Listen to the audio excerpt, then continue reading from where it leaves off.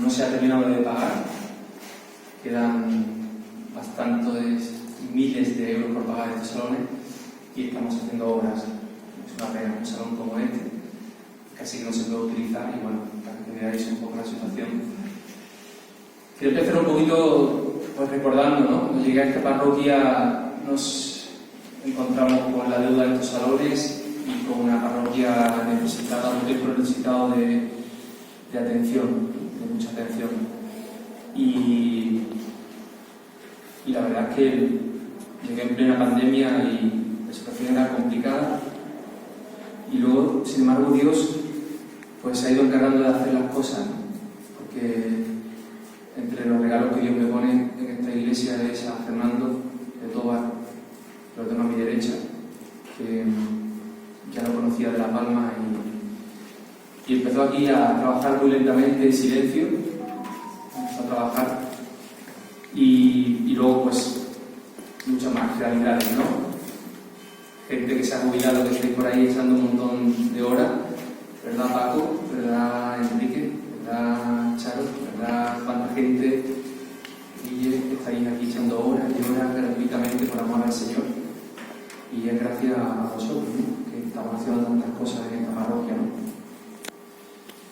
Tuvimos el regalo para poder dar el paso a la restauración de la empresa Acciona de dos módulos, uno para carpintería y otro para restauración, pues que ha hecho posible que podamos tener un lugar digno, ¿no? Donde se pueda trabajar y luego con la ayuda de Jesús Hermedo pues poder tirar adelante pues con estos pequeños objetivos, pequeñas cositas que estamos haciendo. Si quiero adelantaros que si Dios quiere, cuando pase la patrona, si todo va bien, pues gracias al empeño de Germán, el alcalde, y de los fondos de Diputación, pues podremos empezar poco a poco a restaurar las ventanas de la primera planta, que era una de las cosas que más me preocupaban desde que llegué aquí. Y bueno, lo que nos trae hoy aquí es esta obra de arte, la huida a Egipto. Es una de las 4 obras de arte que hay en la entrada. Cuando vayan a los despachos hay 4 pinturas en cobre. Pues la primera, la huida a Egipto, que es una maravilla, como lo vamos a ver. Y forman parte de un conjunto de 29 obras. Varias de ellas están en la capilla de la Virgen, si observáis, allí las pinturas en cobre, y el resto están en la sacristía. Esta obra se ha podido restaurar gracias a la generosidad de la empresa Solera Motor. Tenemos aquí algunos representantes, algunas, son todas ellas, por lo que veo, que han llegado aquí a acompañarnos y os agradezco de corazón pues, este detallazo que habéis tenido, porque para nosotros, como decía Madre Teresa de Calcuta, decía ella que lo que hacemos en la vida a veces, dice ella, es como una gota de agua en el océano, ¿no? Pero sin esa gota del océano no es gota a gota, ¿no? Y podremos ir dando paso en estas restauraciones y gracias a Solera Motor pues la noticia pues, se va a publicar, se va a dar a conocer, porque necesitamos que se sigan apadrinando más obras de arte, porque hay muchas. Y con pequeñas gotas de agua pues podemos conseguir pues, que este templo recupere su esplendor.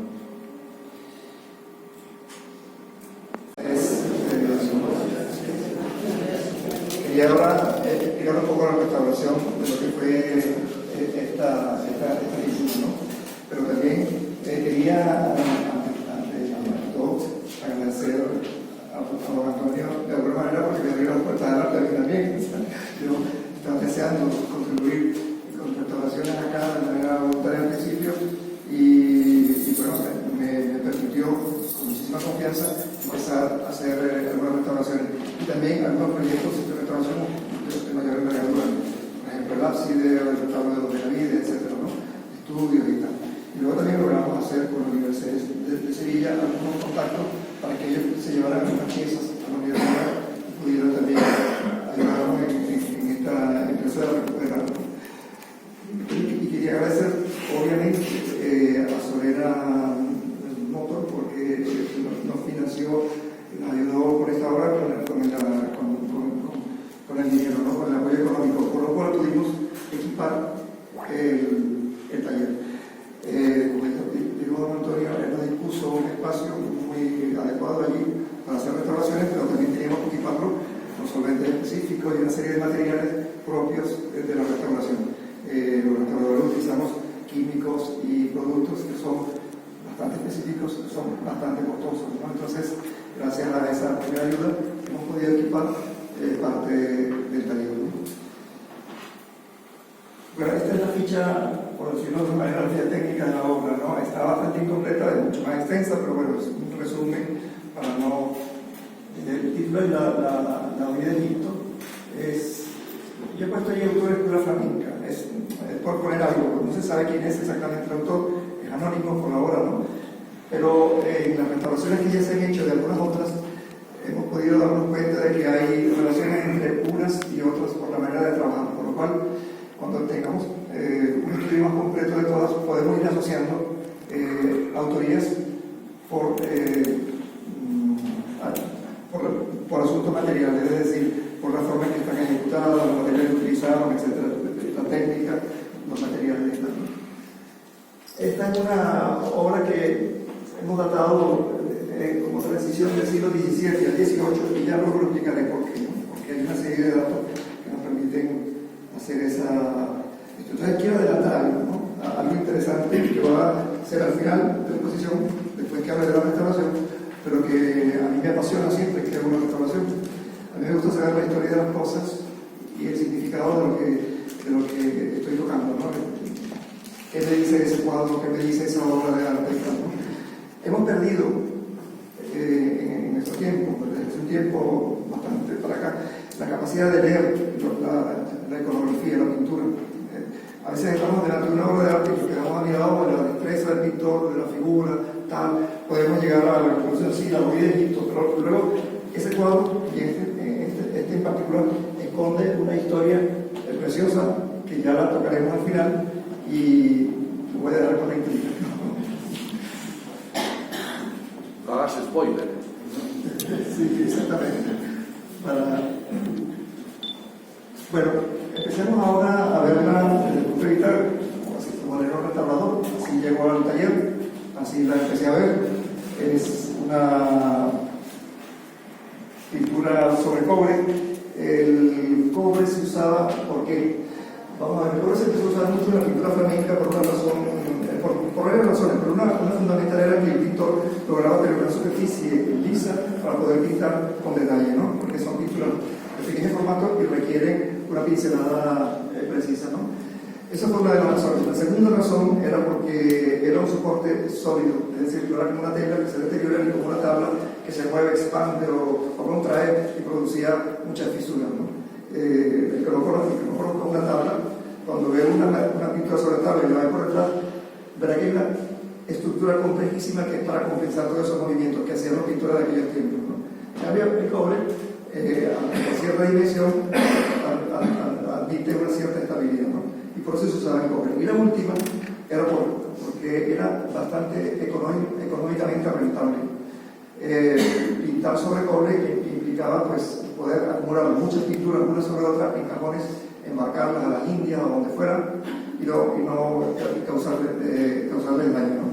Ocupaban poco espacio, se podían luego vender con facilidad y fue una de las razones también por la que los flamencos empezaron a pintar en cobre. Muchísimos pintores flamencos lo hacían, obviamente por negocio, y en el caso de, más adelante vamos a ver cómo, de donde se toma nuestro pintor esta pintura, fue uno de esos negociantes que negociaban con el arte, marchantes de arte del siglo XVII. Bueno.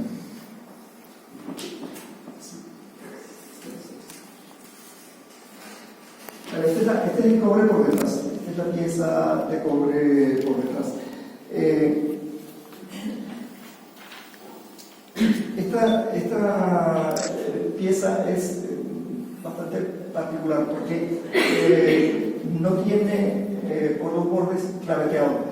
Todas las demás, bueno, a excepción de las 4 de la entrada de la iglesia, no están clavadas sobre el bastidor. Esta está colocada.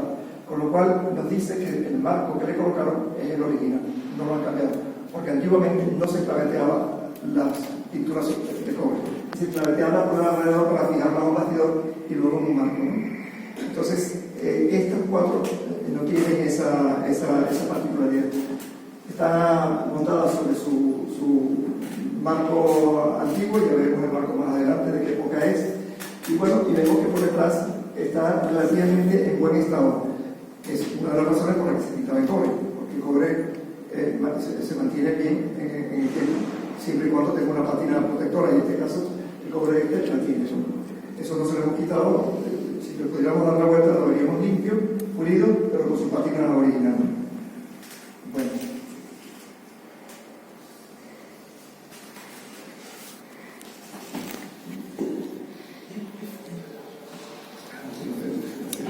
Aquí está un detalle del...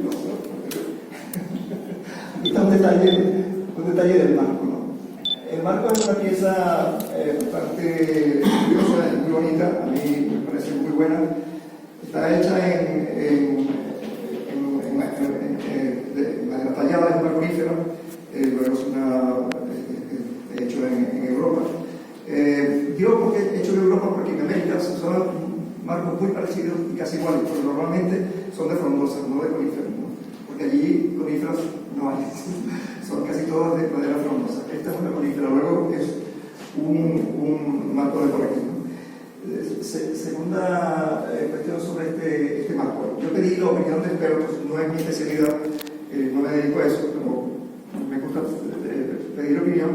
Y dentro del grupo de personas pues me hicieron una catalogación del marco y lo fecharon anterior a 1720. Todos coincidieron que es anterior a 1720.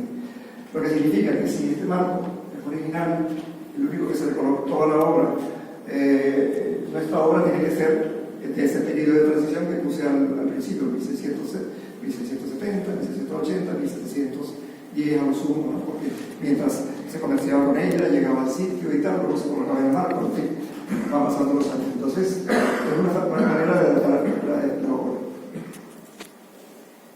Bueno, aquí empezamos ya con lo que es el tema de la restauración. Cuando uno se enfrenta a una obra, pues ya después de observar y tal, pues empieza a observarla con más detenimiento, ¿no? Y lo primero que hacemos es, obviamente, desmontar el marco para poder observar el estado del soporte de cobre, hacer una limpieza seca, que es simplemente quitar el polvo, no tiene otro misterio, pero una vez que se hace la limpieza seca, inmediatamente hacemos varias pruebas químicas, ¿no? Ya veremos más adelante cómo se hacen con exactitud qué químicos se tienen que utilizar y qué químicos podemos aplicar para no deteriorar la pintura original, ¿no?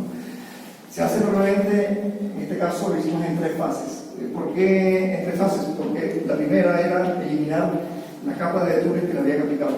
Alguien, posiblemente en el siglo XIX, donde a veces se cometían algunas barbaridades, como por ejemplo camuflar obras en malas condiciones para destacar otro tipo de obras que eran más recientes, pues se aplicaba mucho el betún de Judea.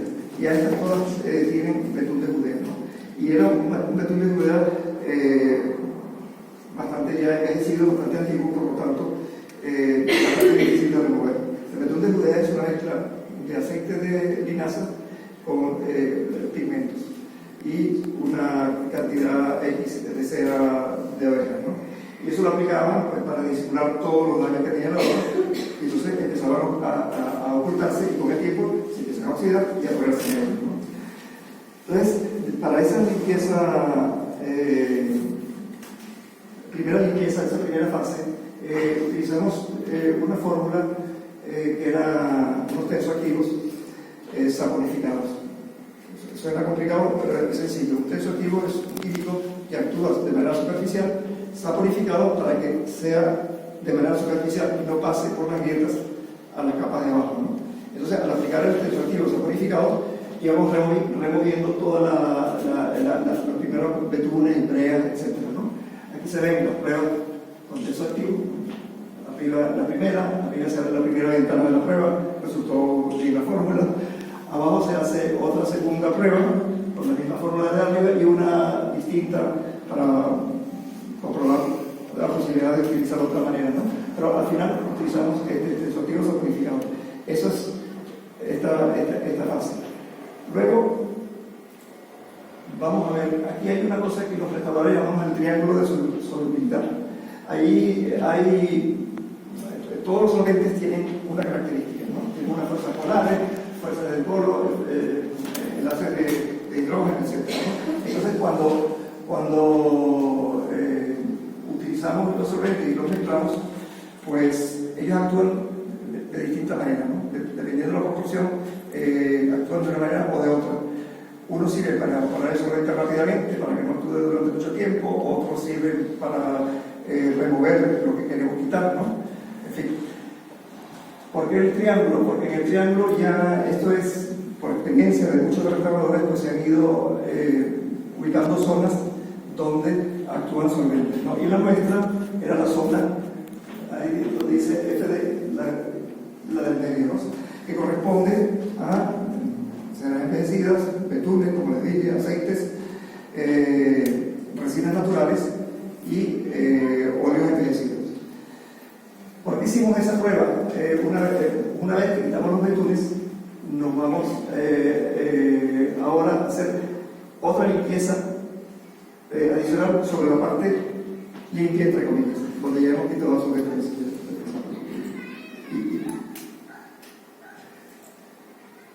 Se atacó de los que... No, para atrás. Adelante, bueno, aquí vamos a ver otra vez el cuadro antes, ¿verdad? El cuadro con la mitad de la limpieza con los textos activos que les expliqué, que es para quitar los betumes y la sociedad lo cubría, y un estudio de luz ultravioleta, que es esa fotografía de color violeta que está ahí, ¿no? ¿Por qué se hace eso? Porque una vez que yo quito los betumes con la luz ultravioleta puedo observar donde hay retintes. Retintes son retoques hechos durante la historia del cuadro y donde hay barnices o densidad de barnices, ¿no? Entonces, ese estudio de ultravioleta me permite hacer eso. Y a través del microscopio, pues, uno va observando en cada punto el daño que tiene el cuadro o la densidad de esos retintes, ¿no? ¿Esto para qué? Para hacer una segunda limpieza, nuevamente aplicando el triángulo de solubilidad, pero para eliminar barnices y retintes. Esa segunda, bueno, aquí he puesto unas cuadrículas, ¿verdad?, que corresponden a las zonas del cuadro, ¿no? Esta parte es la fotografía violeta, la parte pequeña corresponde a esa zona, ¿verdad?, que es esta aquí, ¿no? Esta gris. Y si ven, hay una mancha negra.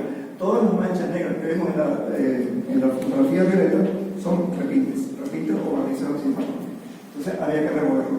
Si se fijan que ya la obra restaurada limpia, definitivamente con los solventes, aparece en esta zona, que se ven unos puntos, un grupito de pájaros que estaban ocultos debajo de esa cantidad de retintes y de barnices.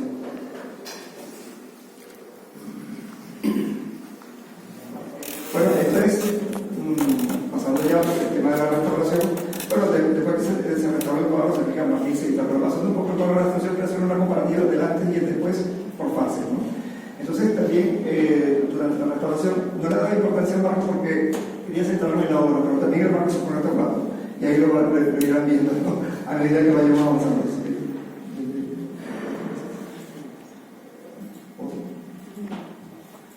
Es por fases de la limpieza del cuadro y cómo se van viendo cosas que antes no se veían.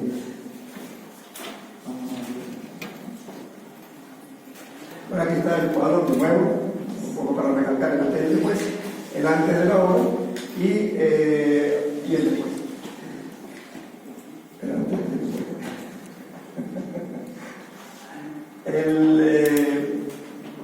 Me ha dado la obra, pero lo que quería explicar también era que para finalizar la restauración aplicamos unos barnices que son barnices específicos. En este caso aplicamos unos barnices cetónicos que son solubles y que con el tiempo otro restaurador puede eliminar, y que todos los retoques que hemos hecho los hemos hecho con unas pinturas especiales que se llaman restauro, que son pinturas a la gris, que están hechas específicamente para ser disueltas con cualquier disolvente, ¿no? Para que una persona en el tiempo, por ejemplo, ¿no?, que ve mi restauración y no le gustó, simplemente aplicando alcohol pueda eliminar completamente lo que yo hice, ¿no?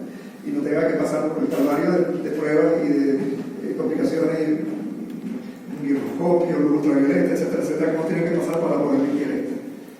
Y ahora, bueno, pues quiero centrarme un poquito en el tema iconográfico, que es lo a mí me apasiona de la pintura. Nuestra pintura tiene un origen. Nuestro pintor no fue un hombre extraordinario como para hacer pintura, ¿no? Sino que era frecuente que se copiaran modelos que ya estaban aprobados además por la iglesia, porque son un serie de fe que había que explicar y que estaban ya aprobados. Entonces, estos pintores lo que hacían era copiar de pintores ya reconocidos, ¿no? El nuestro copia el cuadro de aquel de allá arriba, que es de Paulus Pontius. Paulus Pontius era discípulo de Rubens, de Pablo Rubens, el mejor discípulo de Rubens. Pintó poco. ¿Por qué pintó poco? Porque se dedicó a mecenas de arte y se hizo millonario vendiendo obras de arte, ¿no? Pero pintó grandes obras. Tenemos dos cuadros del tema de este Pontius. Uno está en el Museo Putin de Moscú, el que tenemos ahí, y otro está en una colección en Chicago privada de una familia que tiene la otra obra, ¿no? Son bastante parecidas, pero quiero que luego observen algo que no tienen, que es el fondo que tiene la nuestra. Y ahí después me voy a concentrar porque la nuestra tiene un fondo distinto a la otra y qué significa el fondo de la nuestra, ¿no? Hay un grabado de allí que lo hizo, he dicho Pablo Pontius arriba, Jacobo Jordanes, que era el discípulo de Rubens, y el del grabado de Pablo Pontius. Pablo Pontius era un grabador que le grabó a toda la pintura de flamenco y vendían los grabados pues, para la burguesía de aquel tiempo y tal, ¿no? Con exactitud qué químicos se tienen que utilizar y qué químicos podemos aplicar para no deteriorar la pintura original, ¿no? Se hace normalmente, en este caso lo hicimos en 3 fases. ¿Por qué en 3 fases? Porque la primera era eliminar la capa de túnel que le habían aplicado. Alguien, posiblemente en el siglo XIX, donde a veces se cometían algunas barbaridades, como por ejemplo camuflar obras en malas condiciones para destacar otro tipo de obras que eran más recientes, pues se aplicaba mucho el betún de Judea. Y a estas todas tienen betún de Judea, ¿no? Y era un betún de Judea bastante ya envejecido, bastante antiguo, por lo tanto, bastante difícil de remover. El betún de Judea es una mezcla de aceite de linaza con pigmentos y una cantidad X de cera de abeja, ¿no? Y eso lo aplicaban pues, para disimular todos los daños que tenía la obra, y entonces empezaban a ocultarse y con el tiempo se empiezan a oxidar y a ponerse negro, ¿no? Entonces, para esa limpieza, esa primera fase, utilizamos una fórmula que era unos tensoactivos saponificados. Suena complicado, pero es sencillo. Un tensoactivo es un químico que actúa de manera superficial, saponificado para que sea de manera superficial y no pase por las grietas a las capas de abajo, ¿no? Entonces, al aplicar el tensoactivo saponificado, íbamos removiendo todos los primeros betunes, brea, etc., ¿no? Aquí se ven las pruebas con tensoactivo.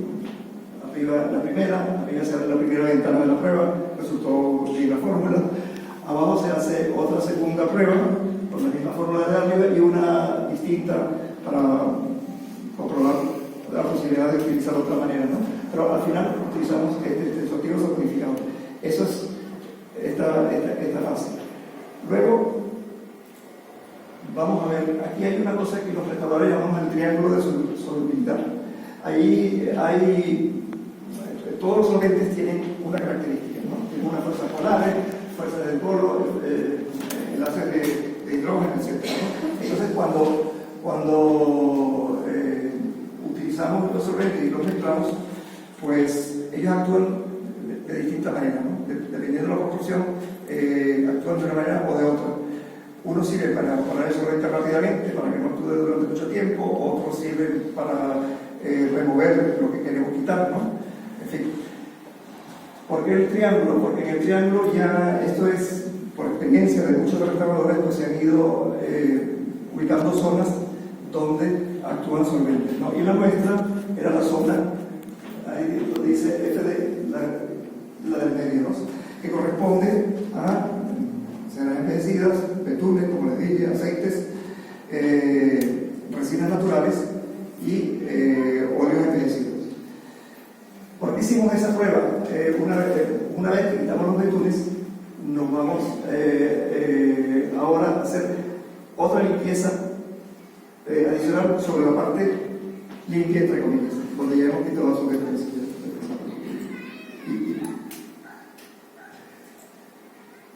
Se atacó de los no, para atrás. Vamos adelante, bueno, aquí vamos a ver otra vez el cuadro antes, ¿verdad? El cuadro con la mitad de la limpieza con los textos activos que les expliqué, que es para quitar los betumes, y la sociedad lo cubría, y un estudio de luz ultravioleta, que es esa fotografía de color violeta que está allí, ¿no? ¿Por qué se hace eso? Porque una vez que yo quito los betumes con la luz ultravioleta puedo observar donde hay retintes. Retintes son retoques hechos durante la historia del cuadro y donde hay barnices o densidad de barnices, ¿no? Entonces ese estudio de ultravioleta me permite hacer eso. Y a través del microscopio, pues uno va observando en cada punto el daño que tiene el cuadro o la densidad de esos retintes, ¿no? ¿Esto para qué? Para hacer una segunda limpieza, nuevamente aplicando el triángulo de solubilidad, pero para eliminar barnices y retintes. Esa segunda, bueno, aquí he puesto unas cuadrículas, ¿verdad?, que corresponden a las zonas del cuadro, ¿no? Esta parte es la fotografía violeta, la parte pequeña corresponde a esa zona, ¿verdad?, que es esta aquí, ¿no? Esta gris. Y si ven, hay una mancha negra. Todas las manchas negras que vemos en la fotografía violeta son retintes o barnices oxidados. Entonces había que removerlo. Si se fijan que ya la obra restaurada limpia, definitivamente con los solventes, aparece en esta zona, que se ven unos puntos, un grupito de pájaros que estaban ocultos debajo de esa cantidad de retintes y de barnices.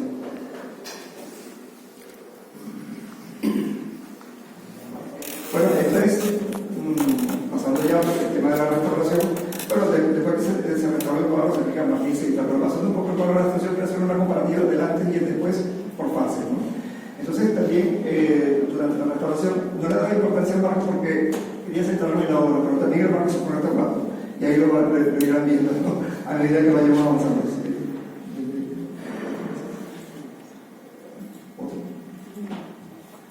Es por fases de la limpieza del cuadro y cómo se van viendo cosas que antes no se veían.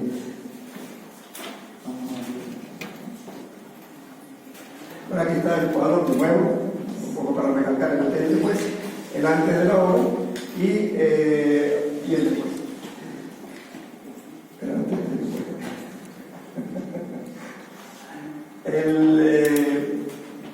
Se me ha adelantado ahora, pero no importa.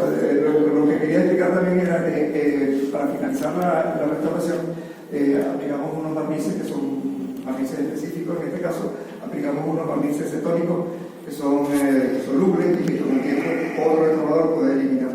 Y que todos los retoques que hemos hecho los hemos hecho con unas pinturas especiales que se llaman restauros, que son pinturas a barniz, que están hechas específicamente para ser disueltas con cualquier disolvente, ¿no? Para que una persona en el tiempo, por ejemplo, que ve mi restauración y no le gustó, simplemente aplicando alcohol pueda eliminar completamente lo que yo hice, ¿no? Y no tenga que pasar por el calvario de pruebas y de complicaciones, microscopio, luz ultravioleta, etcétera, etcétera, que no tienen que pasar para poder limpiar esto. Y ahora, bueno, pues quiero centrarme un poquito en el tema iconográfico, que es lo que les decía al principio, que es lo que a mí también me apasiona de la pintura. Nuestra pintura tiene un origen, nuestro pintor no fue un hombre extraordinario como para hacer pintura, ¿no?, sino que era frecuente que se copiaran modelos que ya estaban aprobados además por la iglesia, porque son misterios de fe que había que explicar y que estaban ya aprobados. Entonces estos pintores lo que hacían era copiar de pintores ya reconocidos, ¿no? El nuestro copia el cuadro de aquel de allá arriba, que es de Paulus Pontius. Paulus Pontius era discípulo de Rubens, de Pablo Rubens, el mejor discípulo de Rubens. Pintó poco. ¿Por qué pintó poco? Porque se dedicó a mecenas del arte y se hizo millonario vendiendo obras de arte, ¿no? Pero pintó grandes obras.